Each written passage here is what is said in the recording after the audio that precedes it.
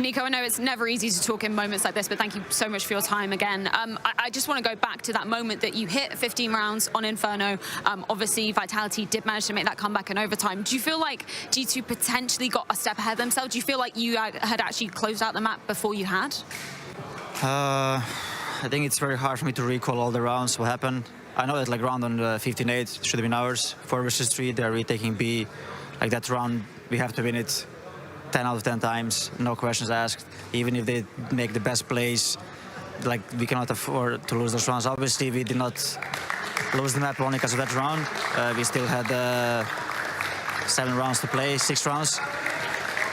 But I don't really know. I think we were maybe just thinking too much of how they would react to our rounds, because we were going A a lot but losing rounds.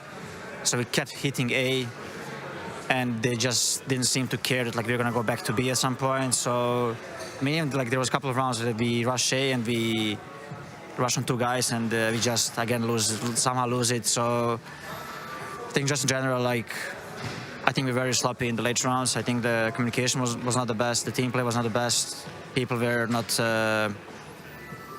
just we're not playing good at all today, and I think that it showed. You kind of alluded to it there, but we saw you on the T side of Inferno really sort of pressuring towards the A side of the map. Was there a particular reason why, you know, in the later stages of that half, you weren't too comfortable sort of trying to attack the B defense of Vitality? Yeah, I mean, as I mentioned, like we kept hitting A.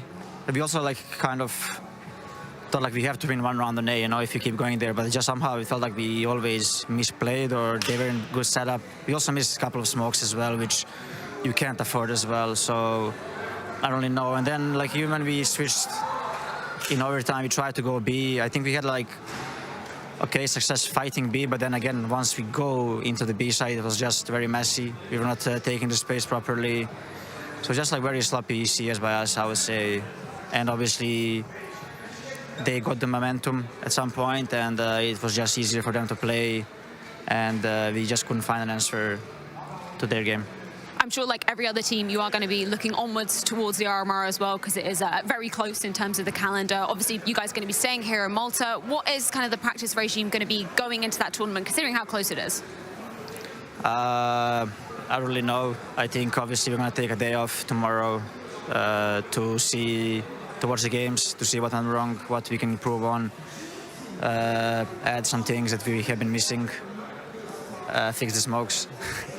And obviously Monday, I think we should be able to practice a couple of maps, focus on the opponent that we're going to be playing on the first day, which is Ecstatic, if I'm not mistaken.